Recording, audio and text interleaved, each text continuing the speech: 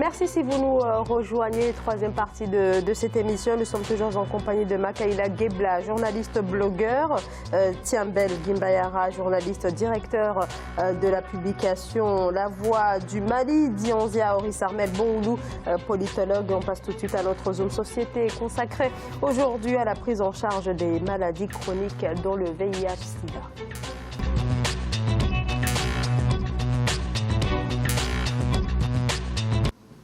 On compte une infection VIH toutes les 17 secondes dans le monde. En Afrique, ce sont plus de 25 millions de personnes qui vivent aujourd'hui avec la maladie. Alors quand même, beaucoup d'avancées dans la prise en charge des malades. Le nombre de décès est en baisse régulière. Illustration en Afrique du Sud où le nombre de décès liés au VIH a été réduit de plus de moitié depuis 2005. C'est un sujet d'Aïssatou Bari. L'Afrique du Sud a récemment lancé une unité de distribution de médicaments dans le canton d'Alexandra à Johannesburg. L'unité est un distributeur automatique de type ATM qui distribue des médicaments aux patients souffrant de maladies chroniques telles que le VIH-Sida et le diabète. Primrose Good, âgée de 60 ans, a été parmi les premiers à en bénéficier. Cette machine me permet de gagner du temps et me facilite également la vie. Nous sommes malades, rester debout longtemps est très difficile. Maintenant, c'est devenu plus simple de se procurer les médicaments. Une première de genre en Afrique, le prototype appelé ATM Pharmacie vise à réduire le temps perdu et la congestion dans les établissements de santé publics. Cette technologie révolutionnaire devrait transformer le système de santé du pays. Cela a vraiment changé ma vie parce que je ne suis plus inquiet de récupérer mes pilules. Lorsque je reprendrai le travail, je n'accuserai plus de retard. À présent, je ne suis plus obligée de me rendre à l'hôpital où je subirai le regard des gens. Selon l'ONU-SIDA, le pays a la plus grande épidémie de VIH dans le monde, avec 19% du nombre mondial de personnes vivant avec le VIH et 11% des décès liés au sida. L'Afrique du Sud possède également l'un des plus grands programmes financés sur le plan national avec environ 80% de la riposte au sida financée par le gouvernement. Alors donc cette pharmacie ATM concerne donc la prise en charge des maladies chroniques de manière générale et notamment le VIH-Sida. Alors plus globalement en Afrique subsaharienne, les nouvelles infections liées au virus ont diminué de 48% depuis 2000. Tiambel Gimbayara, le travail au niveau donc de la prévention, du dépistage a donc été décisif véritablement ces 20 dernières années. En Afrique de l'Est, il faut reconnaître quand même que cet effort de sensibilisation, de mobilisation autour de la communication pour lutter contre la période post-contractuelle de la maladie a joué un effort considérable. Ensuite, certains pays se sont mis quand même dans la distribution de la chaîne du médicament. Donc peut-être que c'est cette expérience qui a fait que ça a beaucoup reculé en Afrique de l'Ouest. Et donc vraiment la sensibilisation de mon point de vue, en tout cas au Mali où on est à 13 000 maintenant, est un élément, un facteur sur lequel il faut appuyer. Et puis, il n'y a pas connu de déni. L'Afrique au sud du Sahara n'a pas connu de déni comme le cas de l'Afrique du Sud où la maladie a quand même engrangé, a fait beaucoup de mal. Cette pandémie vraiment s'est imposée par rapport à ces réalités-là de ce pays en son temps. Makaïla Gebla, alors on déplore souvent que les autorités ne s'impliquent pas suffisamment. On le dit souvent, c'est vrai, sur ce plateau, que les autorités ne s'impliquent pas suffisamment dans la prévention, etc. Mais là, en tout cas, en ce qui concerne le VIH-Sida, est-ce que vous notez une plus grande implication que les autres maladies chroniques notamment? Je note à la fois une implication et aussi une avancée majeure en fait, dans le cadre de la prévention, du traitement de cette maladie qui a décimé, je dirais, pratiquement l'Afrique du Sud. On en dénombre pratiquement 17 millions de personnes contaminées et les personnes les plus contaminées sont les personnes vulnérables sont les femmes et les enfants. Aujourd'hui, c'est une prise de conscience institutionnelle qui est à saluer à sa juste valeur. Tu as parlé tout à l'heure d'une campagne de sensibilisation en Afrique de l'Ouest. Et l'Afrique du Sud, c'est un pays quand même économiquement parlant, un pays qui tient beaucoup en Afrique australe. Et même sur le continent africain, c'est un pays qui est très attentif. Je pense que les autorités sud-africaines ont su quand même mettre le curseur sur la question épineuse, notamment la question de traitement des personnes ayant le sida. Et ça diminue, comme tu le dis, quand on entend le reporter tout à l'heure, ça diminue également la longue attente des personnes malades des sida. Et quand on dit que ces personnes sont malades, il faut aller le surveiller, il fallait le soutenir. Or, dans un certain nombre de pays africains, on n'a pas une attention particulière portée à ces cas. Je pense que c'est une initiative à saluer et à encourager. Dianzia, oui, ça bon. Ouais, je pense que le sida, syndrome immunodéficience acquis, apparu au niveau des années 80. Bon, au départ, cette pandémie a surpris les Africains qui ne savaient pas ce que c'était cette maladie. Comme le reste du monde, voilà, finalement. Comme le reste du monde, mais plus en Afrique, puisque bon, on avait des pratiques et nos modes de vie facilitaient la transmission de la maladie. Mais au départ, les Africains étaient surpris et ne connaissaient pas bien cette maladie. Mais il faut reconnaître aussi que toutes les campagnes de sensibilisation ont réussi en Afrique parce qu'elles ne sont pas l'apanage seulement des pouvoirs publics. Il y a eu les actions de l'OMS, les actions des ONG, les actions des grandes puissances, les actions personnelles même des grands hommes d'État comme Jimmy Carter, comme George Bush. Voilà, donc ce n'est pas seulement que les pouvoirs publics, mais toutes ces actions-là sont à saluer. Et aujourd'hui, qu'est-ce qu'on constate? La maladie a vraiment pris du recul. La maladie ne fait plus peur, puisque, bon, avec l'avancée aussi de la technologie, l'avancée même aussi au niveau de la santé, voilà, a permis à la recherche de lutter efficacement contre la maladie. Avec les antirétroviraux, on peut vivre avec la maladie. Alors, est-ce que les personnes qui sont atteintes de la maladie y accèdent un peu plus facilement que dans les années 90, par exemple? Oui, effectivement. Aujourd'hui, c'est plus facile, puisque, bon, on permet à tous les séropositifs d'avoir accès plus facilement à ces antirétroviraux. Et aujourd'hui, je pense que c'est tous ces efforts qu'il faut aujourd'hui que cette maladie est en plein recul en Afrique subsaharienne. Même s'il faut reconnaître aussi qu'au niveau de la transmission, beaucoup reste à faire. Beaucoup reste à faire. Beaucoup reste à faire, Tiambel. En Côte d'Ivoire, il faut signaler que les États-Unis encouragent et appuient même les autorités ivoiriennes à hauteur de 140 millions de dollars US, 115 millions cette année. C'est une collaboration qui a commencé depuis 1994 et puis qui se poursuit.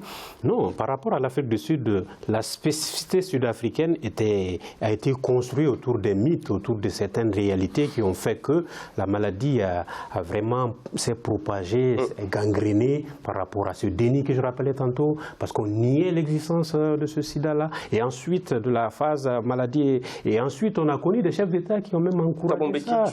Jacob Zuma, qui son 12e enfant l'a fêté, et puis c'est propagé par des propos irresponsables. Mais heureusement que la société sud-africaine s'est retenue, et là nous sommes en face d'une machine qui distribue des médicaments, des rétroantiviraux. J'espère que vous n'allez pas condamner ça. Une machine quand même qui apporte la paix, qui apporte des médicaments facilement. Voilà, c'est pour la bonne cause. Donc il faut saluer cela et il faut dire que la campagne de sensibilisation ne peut que amener à continuer à lutter contre cette pandémie qui fait des ravages encore sur le continent. Et là encore, on est indexé comme étant un pays en retard ou un continent. Je pense qu'il faut que les Sud-Africains puissent propager effectivement cette initiative et que les pays africains s'en approprient pour lutter efficacement et durablement effectivement cette pandémie qui fait des ravages considérables sur le continent africain. Quand vous allez dans certaines villes africaines, il y a de quoi s'alarmer parce que c'est une maladie qui est lourde et qui nécessite vraiment une attention particulière des autorités et même des institutions intéressantes.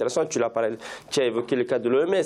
Il faut que l'OMS effectivement accorde de plus en plus soit des subventions à nos hôpitaux, soit des moyens colossaux pour lutter efficacement contre cette maladie. Alors 30%, oui. Non, je voulais juste dire qu'au niveau de l'Afrique du Sud, c'est 20% de la population qui est atteinte, c'est lourd. C'est 5 millions. Vraiment, c'est très lourd. Mais le danger, bon, il faut saluer le fait que les moyens sont mis pour que les gens aient accès à ces médicaments, à ces soins. Mais le problème, c'est de diminuer ce chiffre-là en mettant l'accent sur la prévention.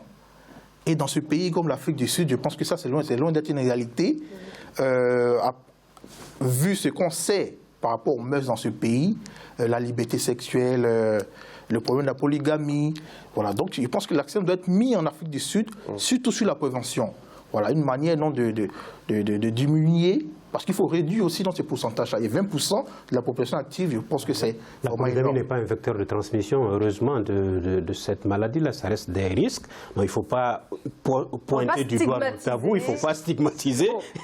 La réalité est quand même que la campagne d'information... Parce que nous sommes africains, nous connaissons la voie par laquelle le VIH-Sida est transmis. C'est ça. Ouais. Donc, en tout cas, vous appelez à une plus grande prévention. Alors, en Afrique du Sud, vous l'avez dit, concentre le plus grand nombre de personnes vivant avec le VIH au monde. Plus de 17 millions de personnes dans ce pays, vous l'avez dit, c'est énorme. Donc, là aussi, il faut donc maintenir le message, la prudence, la protection. Thiembel Guimbayara. Il faut la campagne, il faut continuer le message, il faut continuer à sensibiliser, il faut continuer à informer, mais il faut surtout que tous les malades qui vivent avec cette maladie-là puissent se procurer des médicaments et se soigner. On a plus de 70% de la population de ceux qui sont atteints du sida qui sont tuberculeux, qui traînent des maladies assez lourdes. Il faut aussi changer le regard, changer le regard de la société vis-à-vis de ces... Ce n'est pas une calamité aujourd'hui de vivre avec le sida. Un malade de sida, on ne doit pas le regarder comme un damné de terre. Où il faut aider ces gens psychologiquement à tenir, parce que les méfaits, les effets secondaires de cette maladie sont énormes selon ce que avance ici. Nelson Mandela, l'un des héros de l'Afrique du Sud, son premier fils en est mort à l'âge de 54 ans, c'était depuis les années 2005. Alors, vous évoquez, pardonnez-moi, la question du regard, Makaïla Gebla. Est-ce qu'on peut dire qu'il y a quand même une évolution sur le regard porté et sur la maladie et bien entendu sur les personnes qui vivent aujourd'hui avec le VIH? Moi, je pense forcément à ce qu'il y ait une campagne médiatique assez forte et intensifiée sur le continent africain.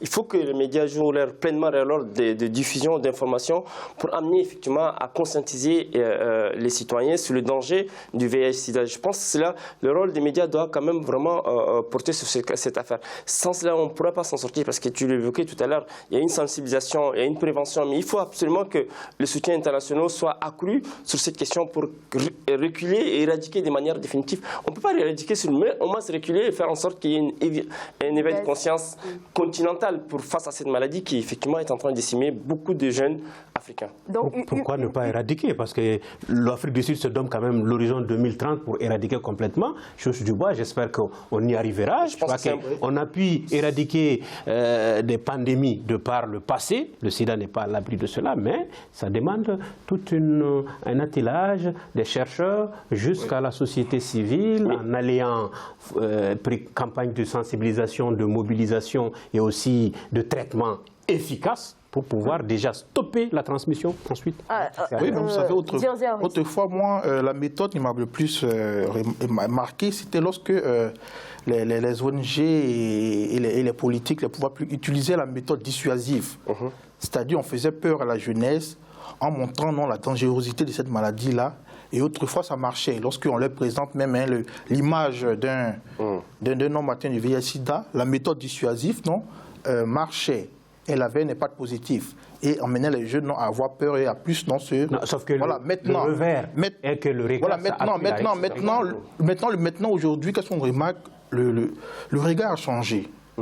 Aujourd'hui, tous les Africains, comme en Afrique du Sud, comme en Afrique subsaharienne, savent aujourd'hui que la maladie n'est plus dangereuse. Elle est moins dangereuse que... Non, elle est moins dangereuse par exemple que... Non, elle n'est pas dangereuse. Ça reste une maladie grave, dangereuse. Aujourd'hui, dans l'esprit, je parle dans l'esprit aujourd'hui des Africains.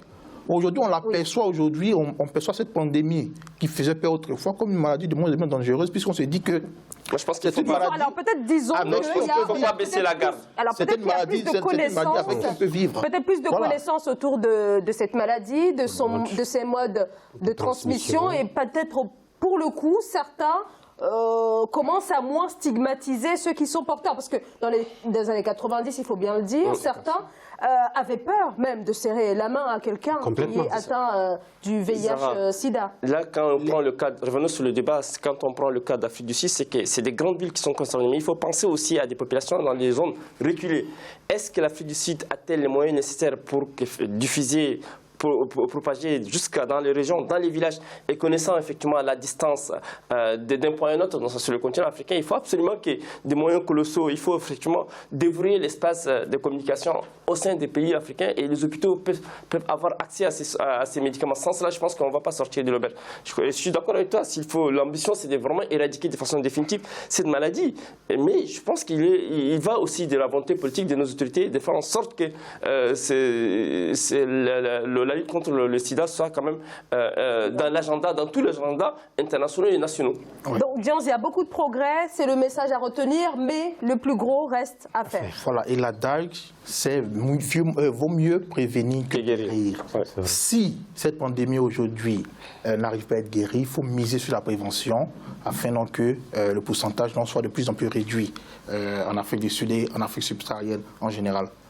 Merci. Peut-être un dernier mot. Un dernier mot. Le mythe est parti de Durban. Il faut espérer qu'après Durban, on connaîtra un jour, peut-être en 2030, la fin de cette pandémie. Et pour cela, chercheurs et sociétés civiles doivent se mettre ensemble. Moi, j'en pense que tous les segments de la vie associative doivent s'approprier cette lutte contre le VIH-Sida en Afrique. Merci beaucoup. Et surtout encourager la recherche locale. Voilà, nos chercheurs, absolument. Nous-mêmes, nos guérisseurs aussi qui ont les moyens de guérir cette maladie. Il faut leur donner les moyens. Non, alors bon, c'est une autre question. Et la médecine reconnue, comme aussi la médecine moderne, comme la médecine traditionnelle, tout le monde doit se mettre Merci beaucoup, mais pour le moment, dans la lutte, la médecine traditionnelle n'est pas celle qu'il faudrait, en tout cas, promouvoir en termes de lutte contre cette maladie. En tout cas, merci beaucoup à tous les trois pour vos explications. Dianz Yaoris, bon, je rappelle que vous êtes politologue, auteur de La fin d'une génération en Côte d'Ivoire aux éditions L'Harmattan. Makaïla Gebla, je rappelle que vous êtes journaliste blogueur. Tiambel Gimbayara, vous êtes journaliste, directeur de publication de La Voix du Mali. Et merci à vous, bien sûr, de nous avoir suivis. Merci de votre fidélité. Je vous retrouve demain. Bonsoir.